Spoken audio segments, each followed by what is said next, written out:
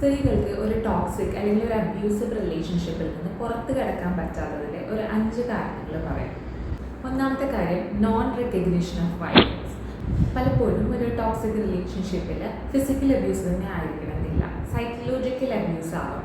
അതായത് മറ്റുള്ളവരുടെ മുമ്പിൽ വെച്ച് എപ്പോഴും വൈഫിനെ താഴ്ത്തി കാണിക്കുക, വൈഫിൻ്റെ കുറ്റങ്ങളൊക്കെ പറയുക, ഞാനാണ് എപ്പോഴും നിന്നേക്കാൾ മുകളിൽ എന്ന് തോന്നിക്കുന്ന രീതിയിൽ അവരെ കുറച്ചാക്കിയുള്ള കമൻസ് പറയുക, അവരെന്തെങ്കിലും മോശമായ പേര് വിളിക്കുക.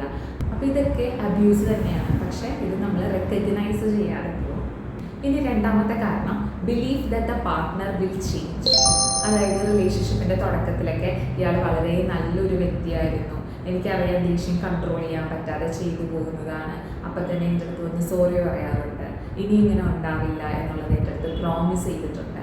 അതുകൊണ്ട് ഇയാൾ ചേഞ്ച് ചെയ്യും എന്നുള്ളൊരു ബിലീഫിൽ 20, 30, 40 വർഷം അയാളുടെ കൂടെ ജീവിക്കുന്ന സ്ത്രീകളുണ്ട്. ഇനി മൂന്നാമത്തെ കാര്യം fear of losing the partner.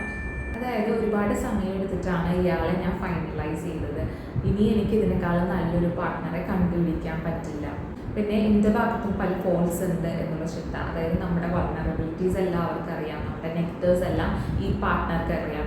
ഇനി പുതിയൊരു പാർട്ട്ണർ വരുമ്പോൾ അവർക്ക് നമ്മുടെ ഈ നെഗറ്റീവ്സ് ഒക്കെ ആക്സെപ്റ്റ് ചെയ്യാൻ പറ്റുമെന്ന് പറയാൻ പറ്റില്ല.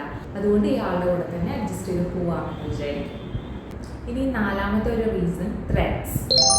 അതായത് ഞാൻ ബ്രേക്ക് ചെയ്ത് പോകാൻ ശ്രമിച്ചു, അപ്പോൾ ഇയാൾ സൂയിസൈഡ് ചെയ്യുമെന്ന് പറഞ്ഞ് ഭീഷണിപ്പെടുത്തി, അതല്ലെങ്കിൽ എന്നെ കൊന്നുകളയും, എന്നെ ഒറ്റയ്ക്ക് ജീവിക്കാൻ സമ്മതിക്കില്ല എന്നൊക്കെയുള്ള ത്രെറ്റ്സ് വരുമ്പോൾ അതിലൊന്നും ചെയ്യാൻ പറ്റാത്തൊരു സിറ്റുവേഷനിലായി പോകുന്നതുകൊണ്ട്. ഇനി അഞ്ചാമത്തെ റീസൺ സോഷ്യൽ പ്രഷർ. എത്രയൊക്കെ ആയാലും ഡിവോഴ്സ് എന്നുള്ളത് ഇപ്പോഴും ഒരു സ്റ്റിഗ്മയുള്ളൊരു കാര്യമാണ്. എത്രയൊക്കെ പ്രശ്നങ്ങളുണ്ടെങ്കിലും അഡ്ജസ്റ്റ് ചെയ്ത് പോകുന്നതാണ് എപ്പോഴും അപ്രീഷിയേറ്റ് ചെയ്യപ്പെടുന്നത്. 25 വർഷം അല്ലെങ്കിൽ 30 വർഷം ഒരുമിച്ച് ജീവിച്ചു എന്ന് പറയുന്നത് വളരെ പോസിറ്റീവായിട്ടുള്ള സക്സസ് ആയിട്ടുള്ള ഒരു കാര്യമായിട്ടാണ് നമ്മുടെ സൊസൈറ്റിയിൽ കാണുന്നത്.